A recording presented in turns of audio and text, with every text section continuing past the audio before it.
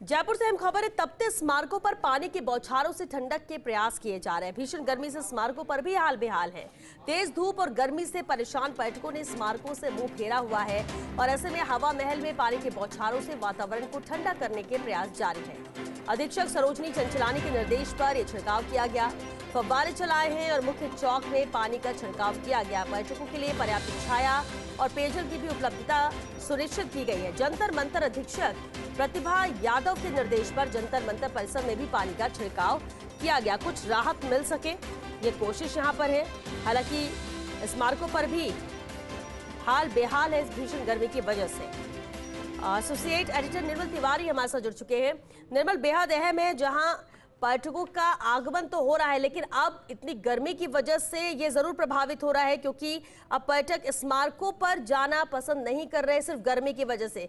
अब इसे इस लिहाज से देखा जाए कि ये जो पानी की बौछार कराई जा रही है वो कोशिश है कि कुछ गर्मी पर कंट्रोल किया जा सके, कुछ राहत पर्यटकों को दी जा सके।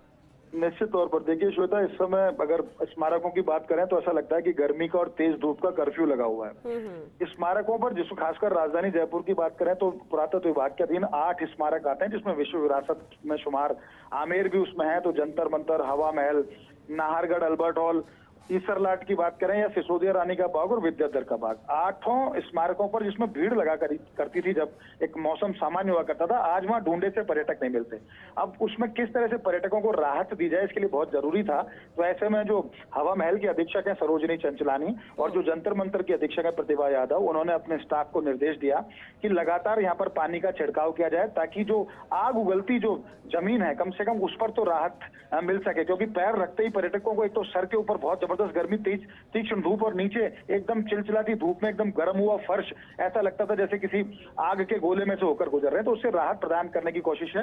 हवा महल के जो मुख्य पोर्च है उसके फव्वारे को चालू कर दिया गया है ताकि उसकी हल्की फुहारों से पर्यटकों को थोड़ा राहत मिले। और पूरे चौक के अंदर चारों तरफ पानी का लगातार नियमित छिड़काव किया जा रहा है ताकि जो फर्श का जो तापमान है उसको कम किया जा सके, जिससे पर्यटक जो यहाँ पर आ रहे हैं उनको ज्यादा गर्मी का एहसास ना हो। इसी तरह प्रतिभा यादव ने पूरे जंतर मंतर की जो लॉन है उसमें लगातार पानी छिड़काव करा रही हैं। वो उसके अलावा जो पैसेज है, जहाँ के जो रास्ते बने हुए, जो टाइल्स लगे हुए रास्ते हैं, जो पक्के रास्ते हैं, उन पे भी लगातार छिड़काव कराया जा रहा है ताकि वहां आने वाले पर्यटकों को, खासकर जो विदेशी पर्यटक आते हैं वो तो बहुत ज्यादा इस तरह की गर्मी के अभ्यस्त नहीं है हिंदुस्तानी पर्यटकों की अपेक्षा, तो उनको थोड़ी राहत मिल सके इस तरह के प्रयास किए जा रहे हैं। छाया के भी इंतजाम किए गए, वहाँ शेड्स लगाए गए हैं। उसके अलावा पेयजल के भी इंतजाम किए हैं। किसी को ठंडे पानी की अगर दरकार है तो उस पर्यटक को तुरंत ठंडा पानी मुहैया कराया जाए। हवा महल और जंतर मंतर की तस्वीरें तो नजर आती है, लेकिन क्या कोशिश ये है कि सभी स्मारकों में इस तरह की राहत दी जा सके?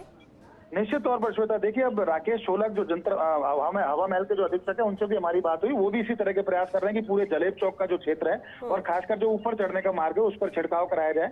इसी तरह अल्बर्ट हॉल के आसपास की लॉन में तो पहले से ही छिड़काव होता है, वहां भी इस तरह के प्रयास किए गए हैं। नाहरगढ़ क्योंकि वो बहुत ज्यादा तपता है क्योंकि पहाड़ के ऊपर है, तो वहां भी कोशिश ये की जा रही है कि वहां के जो आम रास्ते हैं और आसपास का जो क्षेत्र है उसमें छिड़काव करके कम से कम ये कोशिश की जाए कि पर्यटकों को फौरी राहत मिले और उनको कम से कम गर्म जो फर्श है उस पर जब वो गुजरते हैं तो उसको उनको वैसी राहत मिले। वहाँ छाया पानी के भी विशेष इंतजाम किए जा रहे हैं। और इस पूरे उसमें अगर देखा जाए पूरे सिनेरियो में तो जो पुरातत्व विभाग के जो निदेशक है डॉक्टर पंकज धरेंद्र, उन्होंने भी तमाम अधीक्षक, यही नहीं सिर्फ जयपुर के ही नहीं, राजस्थान के जो पूरे 33 जो स्मारक है पुरातत्व विभाग के अधीन, सभी के अधीक्षकों को कहा है कि वो अगर जरूरत पड़े तो पानी का छिड़काव कराएं, जरूरत पड़े तो ग्रीन शेड वहां पर लगवाएं, जो चादर आती है ग्रीन चादर उसको लगवाएं ताकि जो आने वाले पर्यटक हैं उनको इस तरह की छाया पानी की व्यवस्था हो और गर्मी से बच सकें।